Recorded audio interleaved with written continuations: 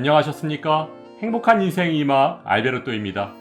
최근 국회에서 연금 구조개혁에 대한 논의가 이어지고 있는 가운데 기초연금 지급 대상을 줄이는 방안이 유력하게 검토될 것으로 보여져 충격을 주고 있는데요. 과연 어떤 내용인지 오늘 아주 쉽게 설명해 드리겠습니다.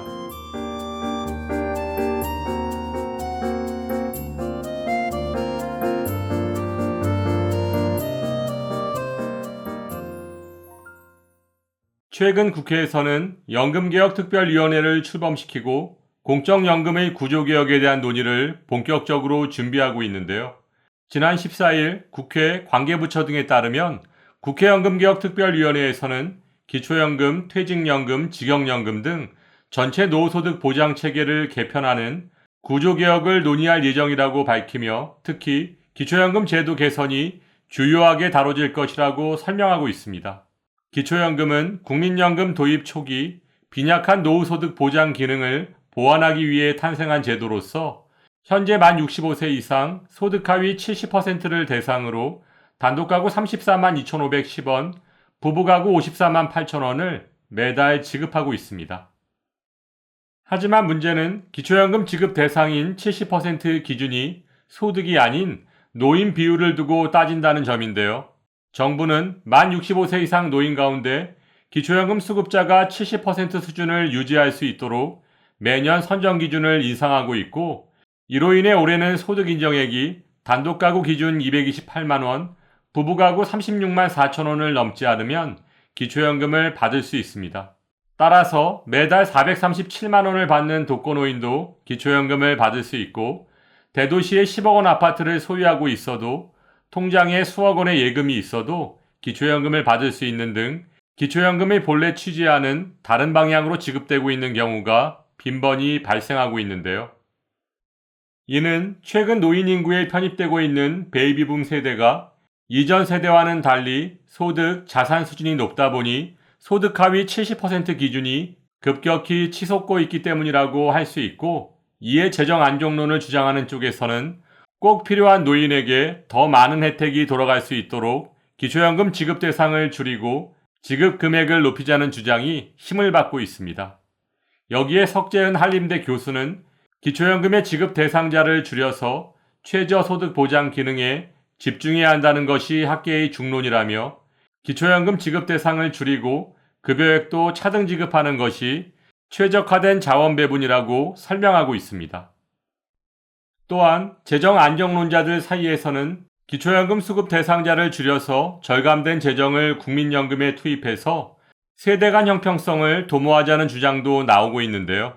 이들은 현재 국민연금의 미적립 부채를 해소하기 위해서는 오는 2030년부터 국내 총생산 GDP의 1%에 해당하는 22조 원가량을 투입해야 하므로 기초연금 지급 대상자를 축소해서 국민연금의 미적립 부채를 메꿀 재원을 마련하자고 주장하며 현재 기초연금을 받고 있는 어르신들에겐 기존대로 하위 70%를 대상으로 지급하는 대신 2026년 신규 수급자부터 그 대상을 조금씩 줄여나가자고 구체적으로 제안하면서 이와 같이 기초연금 수급 대상을 단계적으로 축소한다면 기초연금을 40만원까지 인상해도 장기적으로 절감되는 재정이 GDP의 1%를 훌쩍 뛰어넘을 것이라면서 이를 국민연금에 투입하면 세금을 걷지 않아도 대부분의 재정 문제가 해소될 수 있다며 이는 기초연금 투입 재정을 줄이고 미래 세대를 위해 쓰자는 개념이라고 설명하고 있습니다.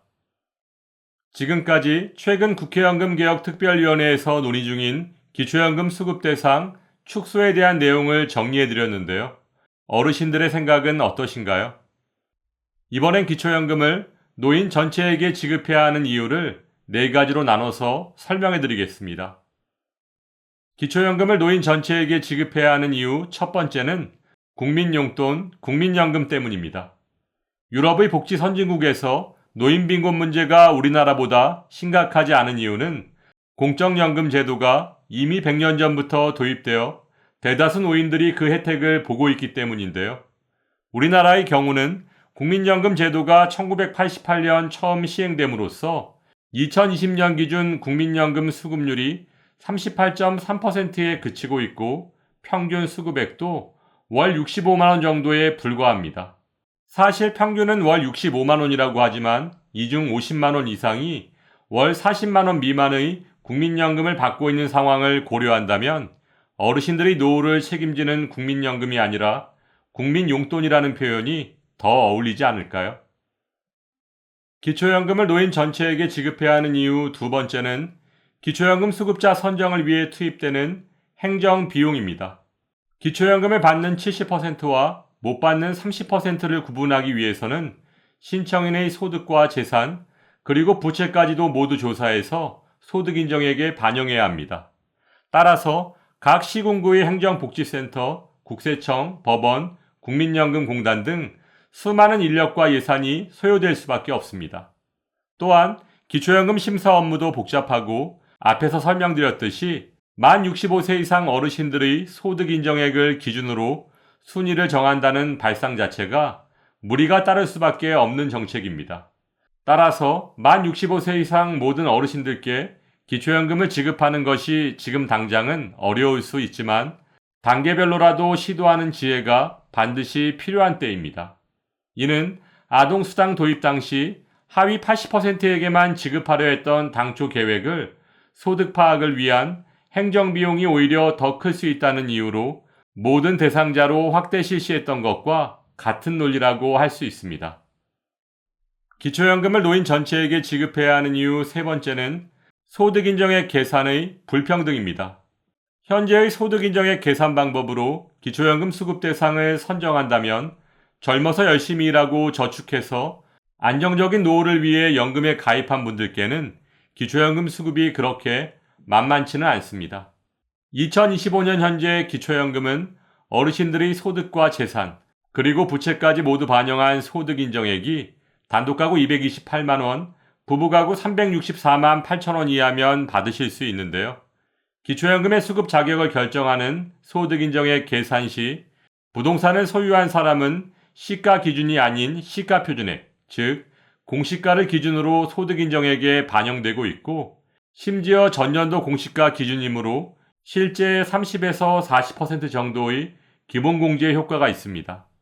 또한 노후를 위해 점포나 오피스텔 등을 소유하고 임대소득을 받고 계신 분들도 임대사업자 등록 여부와 상관없이 점포임대 41.5%, 주택임대 42.6%의 필요경비를 공제받고 있습니다. 여기에 아직 일을 하고 계신 어르신들의 근로소득에는 기본공제 112만원에 추가공제 30%까지 부부 각각 공제받을 수 있습니다. 그런데 왜 젊어서 열심히 일해서 번 돈으로 저축한 재산인 금융재산, 즉 정기예금, 정기적금, 주식, 보험 등에는 기본공제가 달랑 2천만 원밖에 되지 않는 걸까요? 그런데 연금소득을 얘기하자면 더욱 어이가 없습니다. 국민연금, 개인연금 등 모든 연금소득에는 기본공제가 아예 없습니다. 거기다가 국민연금이 51만 3,760원을 초과하면 기초연금이 50%까지 감액하고 있으니 너무 불공평한 것 아닐까요? 노후에 똑같은 가치의 재산을 소유하고 있어도 일반 재산, 금융재산, 연금소득 등 투자한 재산의 종류에 따라 기초연금 수급 여부가 결정난다는 것 자체가 큰 문제가 아닐 수 없습니다. 기초연금을 노인 전체에게 지급해야 하는 이유 네 번째는 노인 빈곤율을 부추기는 정부의 무책임한 정책입니다. 정부 여당에서는 기초연금 노인 전체의 지급에 대해 연금 재정의 악화와 예산 부족의 이유로 보편적 복지에 대해 반대하고 있지만 선진국에 진입했다고 자평하고 있는 대한민국의 연금 지출은 GDP 대비 3.5%에 그치고 있고 이는 OECD 평균 9.2%의 절반에도 미치지 못하는 수준입니다. 사회보험 방식으로 운영하고 있는 독일의 경우 보험료의 30%를 국가 재정으로 부담하고 있는 것을 원칙으로 하고 있는 것과 비교한다면 우리나라의 연금 지출 3.5%는 너무 미미한 수준이라고 할 수 있고 공무원연금, 군인연금에는 매년 10조 원씩 세금을 투입하고 있는 상황 속에서 연금 재정의 고갈을 운운하며 노인 빈곤율에 대한 정부의 책임을 회피하는 것은 너무 무책임한 정책이라고 할 수 있습니다. 오늘 말씀드린 것처럼 기초연금은 노후 생활 안정을 위한 노인 수당이자 사회수당입니다.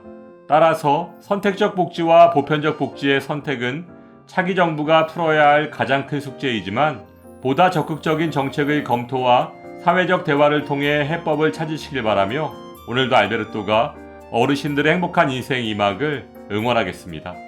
행복한 하루 되세요. 좋아요, 구독, 그리고 알림과 공유는 좋은 콘텐츠를 만드는 힘이 됩니다.